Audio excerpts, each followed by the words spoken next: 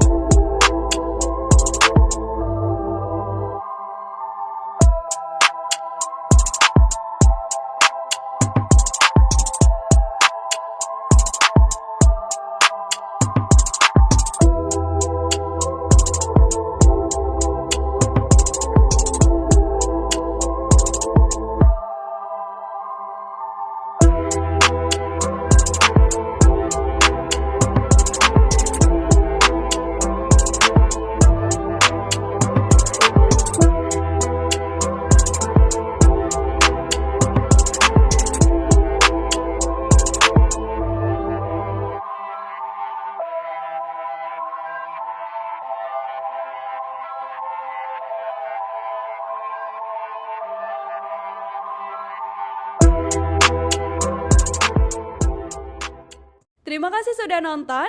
Jangan lupa like, subscribe, dan share ya.